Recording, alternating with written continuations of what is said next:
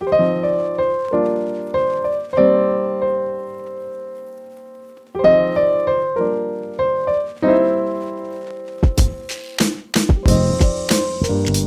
today I'm here with digital creator, fashion icon, model, founder of Aaliyah Core, and just overall it girl. Period. Aaliyah's Interlude.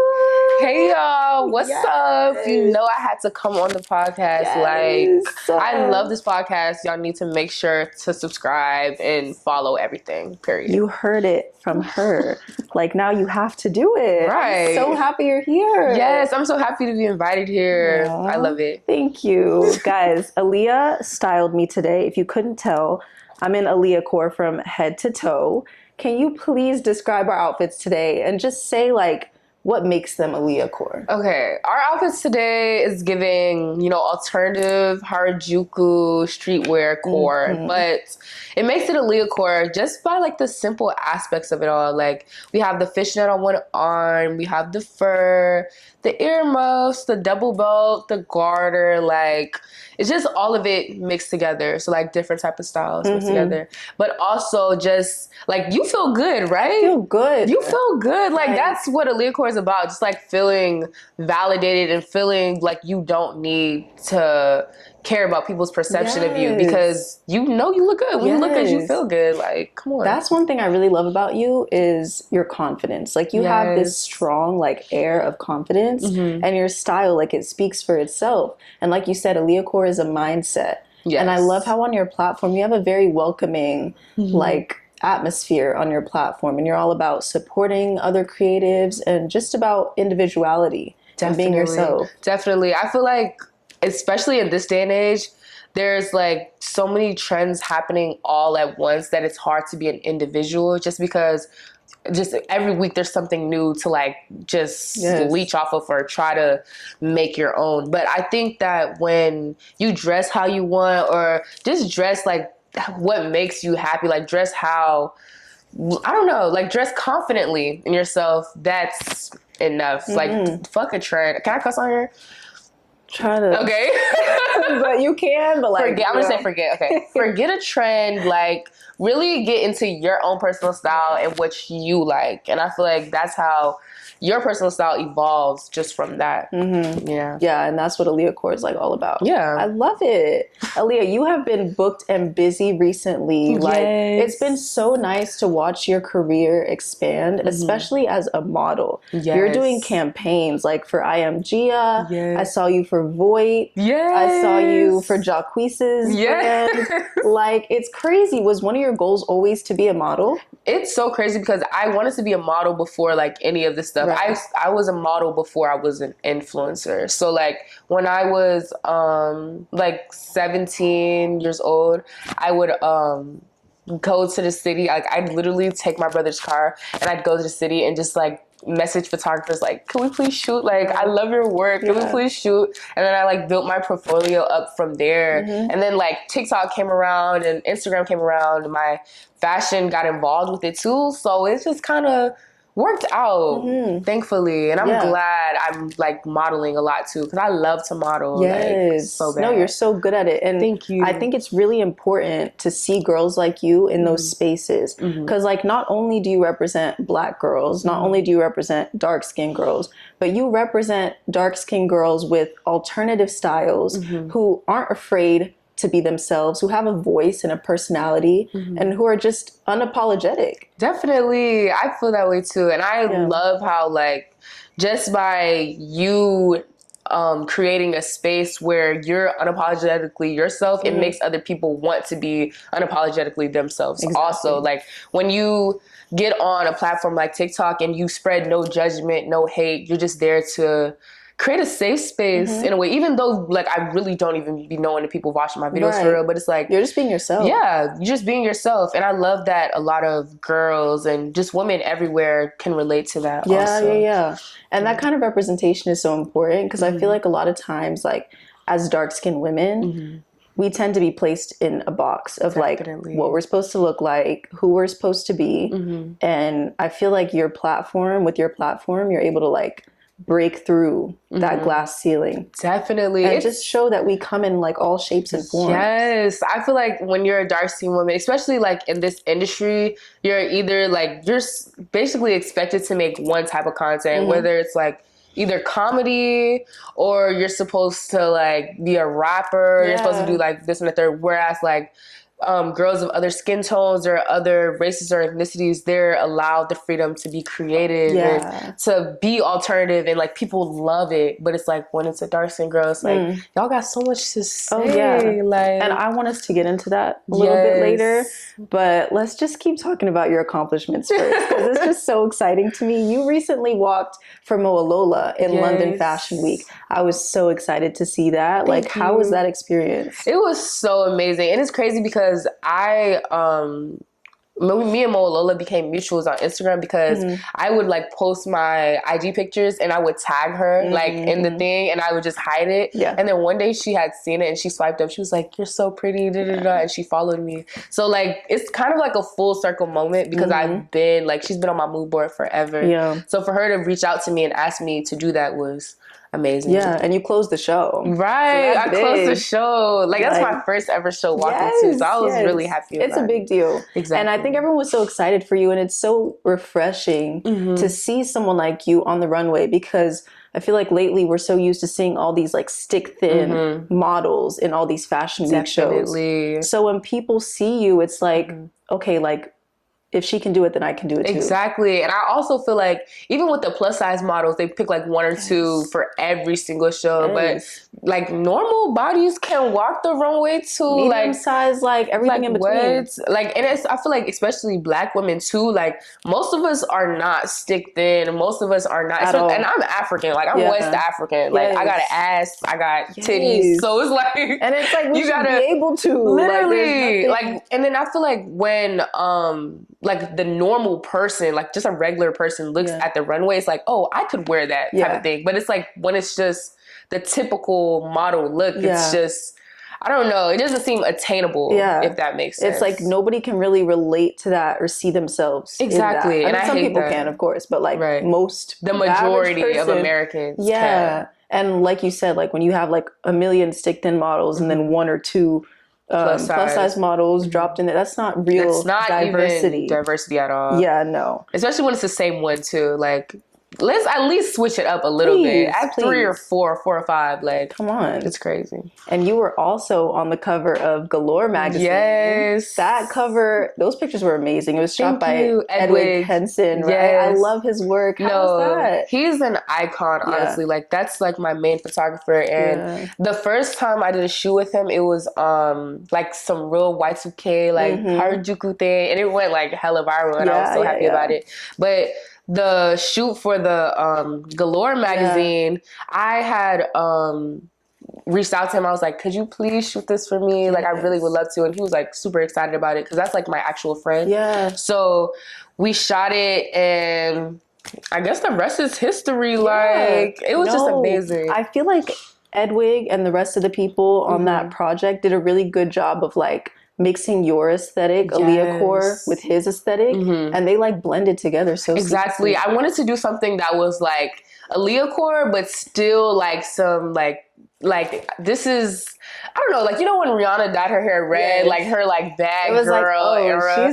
She's changed a little. Exactly. That's what I wanted to do, like a more mature, high fashion version of Aaliyah core, if that makes sense. Oh, it definitely came through. Like those shots were very powerful. Like even your poses and everything. I loved it. Thank you so much. And I think the reason why your accomplishments are such a big deal is because you were dragged on the internet for your style at one point. Yeah, at one point, every day. Yes, I remember the first time I saw was on Twitter. People were coming for you because you were wearing moon boots on the beach. Yes. What was it like when you were going through that for the first time? It was so crazy because I was still on vacation, mind you, when I had posted those pictures.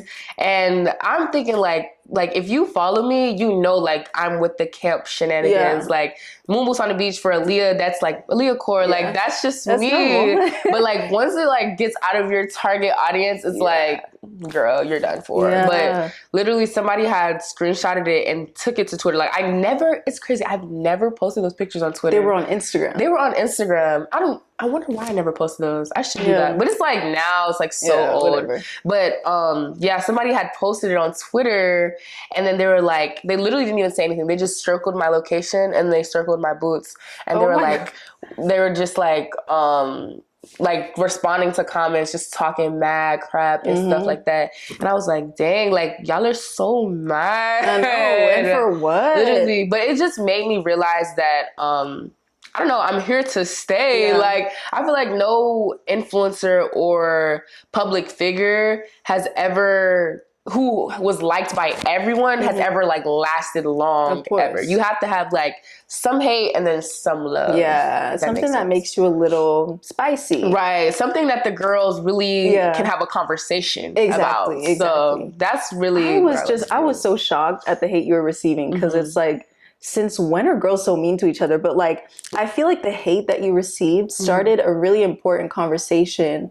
around the topic of like dark-skinned women, the criticism that they get whenever they step out of like what's normal in fashion or style. That is so true. And it's crazy because we always talk about, like, we want people to dress differently. Everyone dresses the same. But then when people actually do it, there's also an issue with it too. So it's like, y'all don't even know what y'all want at the end of the day. And at this point, I really don't care either, because what I do, like, I know that I have a purpose, like, beyond like all of this fashion, like every TikTok, it's so much bigger than right, that. exactly. And I know for a fact that I inspire girls to like be themselves. So why would I let like 12-year-olds on Twitter like that outweighs deter me? Exactly. Yeah. I just have to remind myself of that. I get that. But it even reminded me, like, when JT, like, people were starting to compare y'all, because when JT like bleached her eyebrows and put on a blonde wig, people were like literally masculinizing her and making fun of her. And it's like,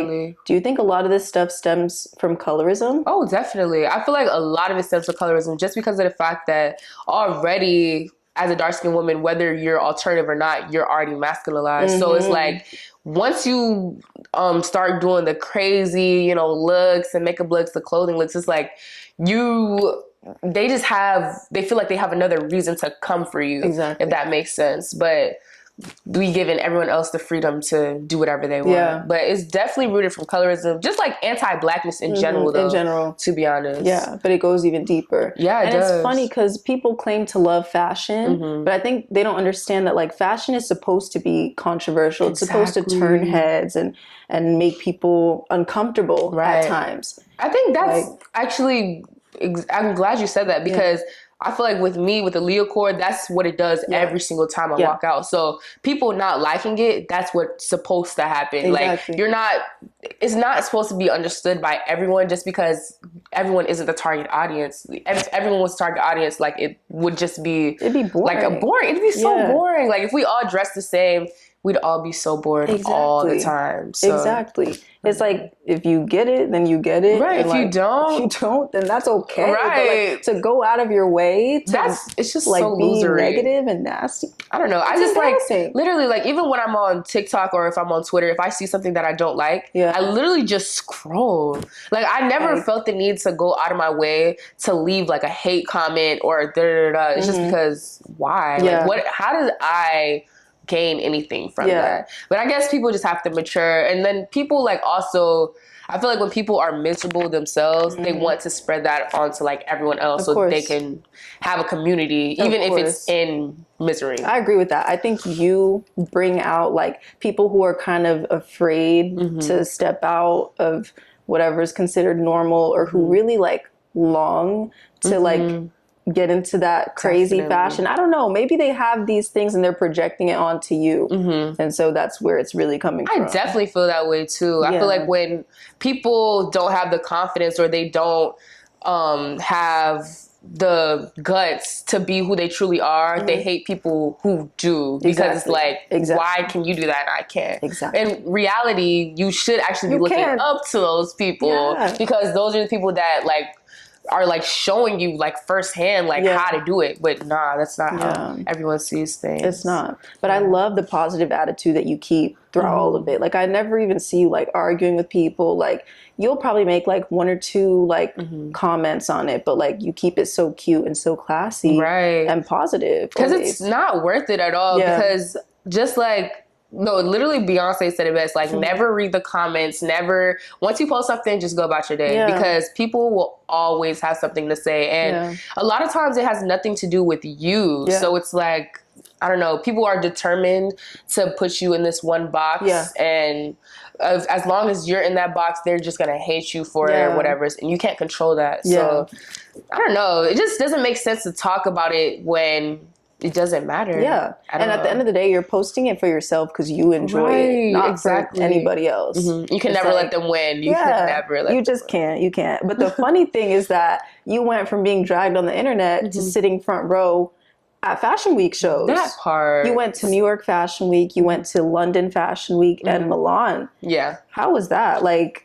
Oh my gosh, it was amazing. And it's crazy because my passport came like the day before my flight. So I was like, oh my gosh, I'm so happy. Why is it always like that? Like what? Actually, it might have been the day of, which is crazier. But I don't know. I was just like, it's one thing to go to Fashion Week, but to walk and to sit at shows is like, nah, you front really row. Like front row, mind you. Like you really made it. Yeah. And I feel like this is just the beginning for me too, because this is the first Fashion Week where like I've actually been invited to a lot of shows and stuff like that. But when September comes around, it's like it's a whole different ball game because you know September is always the bigger. It's the bigger one. Yeah, so it's like I don't know. I'm just so grateful that people like mess with Aaliyah core. Like, thank you. Oh, no, and people love it, and I feel like. I'm just wondering, like, because you went overseas with that style. And I feel like, of course, fashion is really big overseas in Milan and Paris and stuff. But it's also, like, a very classic. Like, they're very traditional with it. So were they as receptive to your style? It's so crazy because the fashion people there, they liked it because they're fashion people, but everyone else looked at me so crazy because you know it's like a Christian city. There's churches down the street. Like you can't just wear like if I wore this there, they would look at me so crazy. Like I actually did, which is crazy. But I think fashion is just more fun in New York because in New York everyone is just like themselves. And in Paris I feel like they have like this strict dress code that Milan, they have this strict dress code that they follow with like silhouettes and like all this high fashion stuff, and it's like that's so boring to me. Like fashion is so fun when you make things yourself and you make it your own personal style. You know, you're so right. Like walking down the street in New York, like you will see the craziest, like most amazing outfits. But whereas, I mean, I've never been to Milan, but I am assuming walking down the street in Milan is very different. Very, very different. Like it is a fashion capital, but it's like different. It's like it's a fashion capital, but I feel like it's different from Paris because Paris is kind of like New York in a way, just because Paris is like fashion, but they're also like still European. So it's like they're still within this like box of what's high fashion and what's not, and they don't want to see you like if you're not like serving high fashion all the time. So I don't know, but I'm working on changing that because high fashion is really just subjective. Like y'all decided what that was, but in reality anything could be high fashion if you truly wanted it to be. Anything. So, and you know what else I find interesting is the people who hate on your style because they feel like it's not original or new or revolutionary. What do you have to say to those people? Honestly, I feel like I literally made a video on this and I always say it all the time. Nothing is actually new. Everything is just an interpretation or a recreation of something that was already made. So me making Aaliyah core, obviously there's influences from Harajuku culture, from streetwear culture, from alternative culture, from so many different cultures. But the fact that I make it my own is what makes it revolutionary. Just because of the fact that, of course people were dressing like this before, but it wasn't to the extent where it's like, y'all have to deny my influence like within it. Because I feel like I literally just made a tweet about this. I was like, you like I obviously didn't create the style, but to deny my influence is just hating because like what? It really is. Literally, Aaliyah, the hashtag on TikTok has over like 150 million views. So it's like, if that's not influence, then what is? Like what? I see people in real life that come up to me all the time. Like people on Instagram tagging me in their pictures, this, that, and the third. And I think people think that just because somebody else influenced fashion before you, that means you can't do that also, which is strange. It's done all the time. All the time. Literally. Like just think about the big influencers like Jada Wada or Des Dior. When they wear something, they coin the name like Jada Wada this. Exactly. Exactly. But I guess for fashion, it's more like elitist in a way. So I don't know how to explain it. And I think people don't understand that like fashion is inherently like cyclical. So like it's not uncommon to see trends come back. Exactly. So like when you do it, it's a problem. But like when these fast fashion brands bring back like styles that we saw in the 90s, that's okay. That's okay. I don't know. Like why? It always just, I don't know. I feel like people hate when you actually like put the work in to like make something like stand out for yourself, because I put my name in the core. Like y'all not gonna not give me credit type. Exactly. So I feel like people hate that, I guess they didn't do it first type of thing. And because of that, they resent me for that also. So it's like, I don't know what to tell you. That's something. It's like you're just mad. You're like, mad. Yeah. I think people in the fashion world, fashion space are so quick to call something unoriginal or like a copy of something. And like the same thing happens in art and in music. But I feel like as long as the creator, like you, is able to acknowledge who they're being influenced by, then that is originality. Exactly. At the end of the day. Literally. And it's the fact that most people who hate on me aren't in the fashion industry. I get so much love from the fashion industry. It's literally just random people. Random people on Twitter. Like, I feel like a lot of the hate that I see you getting also comes from other Black women. Yes. And I don't like that. Oh my gosh. It's crazy because the most love I get is from Black people, but the most hate I get is also from Black people. Right. And it's like, what in the world? Like, you would think that you see like a Black girl, especially a dark-skinned Black girl coming up, and we really, like, if we're thinking back on influencers, we're thinking back on fashion, it has been such a long time since a dark-skinned Black woman has led any type of movement or was given the opportunity to lead any type of fashion movement. And it's like making waves like this. But instead of supporting it, I don't know, we have like this crab in the barrel mentality to where it's like, if it's not me, then type of thing. But I get so much love from Black people too. So it's like, I'm not gonna... See, and that's what I like about you. You're always able to like address the love at the same time. Exactly. Because I would be wrong to say like, oh, like, I get the most hate from Black people, because I get the most love from Black people as well. Yeah. And a lot of times the people that hate on me are hating behind like some type of profile picture that you don't even know their race. Like, it's just some random person on Twitter. So it's like, I can't even say it's all Black people. But a lot of Black people be hating on me too. Literally. So it really just depends. I think it's because a lot of times we have limited mindsets just because of like standards that we place on ourselves within our community. So it's like we can't blame ourselves, but at the same time, like, we need to do better. Right. At the same time, it's like, we can't blame ourselves because obviously white supremacy took a real hit at Black people. But at the same time, at a certain point, you got to wake up. Like, you're too grown. And mind you, I feel like people don't realize I'm literally 19 years old. I am 19 years old. So it'll be people that be like in their 30s, like late 20, like 28, 29, That's sad. Talking about me online. I'm like,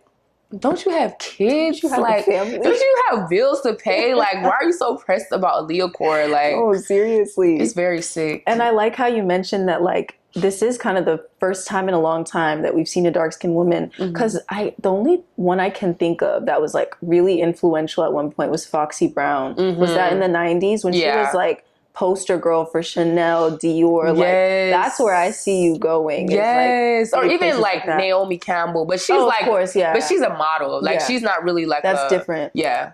But yeah, I mean, you're a model too. T.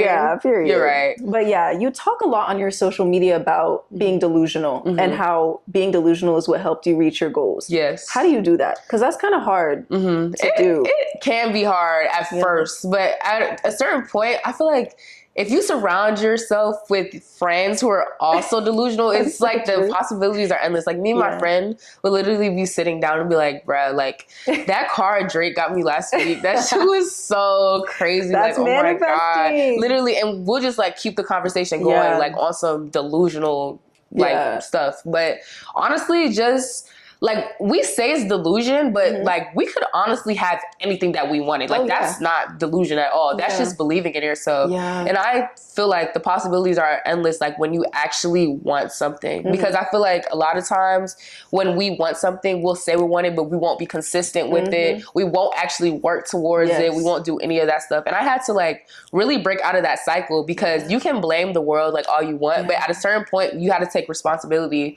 for some of the things you do too. And I had to do that. And after I did that, shoot, it's like it's been looking up, and I'm just gonna continue to be consistent with like everything that I truly want, and just starting. Like I feel like we're always waiting for the perfect time to start something, when in reality there is no perfect time. Like you're always gonna be going through things in your life. There's always an endless cycle of things happening to you, but at a certain point you gotta, you know, start making stuff for yourself, whether it's goals or, you know, whatever you want to do. Yeah. Oh my God. I think that was like such good advice. I'm telling you. Like, I love that. And I feel like as a creator or any person who's kind of going into a creative career, you have to like believe in the unbelievable. Exactly. Like you said, it's not really being delusional. It's kind of really just believing that it can happen to you. Because I feel like there's so many like voices. Like I'm sure you talked about like being bullied your entire life. And I'm sure people made you feel as if your dreams couldn't become reality. Exactly. So it's like you kind of have to put on your like delusional rose-colored glasses and just be like, I don't care. Like this is what I want for myself, and this is what I'm gonna go get. Exactly. And I also feel like because I grew up a dark-skinned Black girl, like a lot of the hate that I get now is like nothing compared to what I used to be hearing in middle school. Like if you grew up like, I can handle this. Literally, y'all don't even know what these little sorry. It's okay. What these little kids were saying to me like in 7th grade. It was bad for me. Like it was so bad. That's why I'm like, I don't know, just I've spent so much of my life just like not believing that I am capable of things that I want to do, that like I really would be dumb like to not go after the things that I want now. Because honestly, like I feel like we have all the time in the world, which we do. Yeah. But time just be moving so fast. Like we're literally in April already, and the year just started. Crazy. So I feel like if you want to do something, just like make that goal, get a Pinterest board, and try to make it reality for real. 100%. And besides all of your fashion stuff, I really originally started following you because you're just so funny. Like your videos, I would see them on my timeline or your tweets and stuff, and I would just be like, this girl is so funny. And you treated your TikTok like your personal diary. Like you would just say whatever came to mind.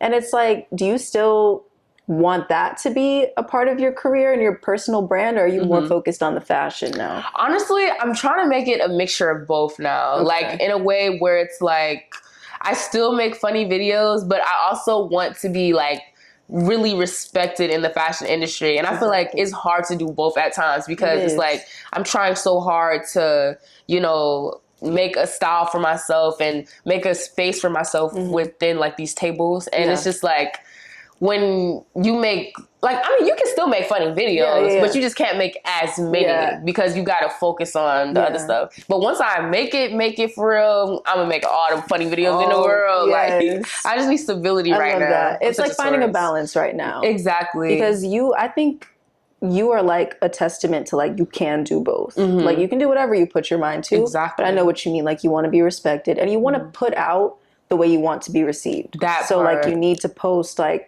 your fashion and the things that you're doing, right, as well as your exactly. And I'm like, fashion is my like number one thing, like above all. Like I'm a funny person, but I'm not in like the business of trying to be a comedian. You feel me? Like I'm trying to be like a fashion icon type of thing. That's what I really want. So you know, I can still be funny. You know, we could have a little key, but you know, I'm focused on fashion. No, but I think it's so impressive though how you like pivoted your niche. Honestly, because like I used to really know you as just like that hilarious girl from TikTok, but now like fashion completely icon, different. Like that's what you are. Honestly, and you got everyone to like follow you, right, and support you in that. And I'm telling you, that. because like even with my funny videos, there was like sprinkled within there was just a lot of like believe in yourself type of videos too. It wasn't just like funny content. So when I really started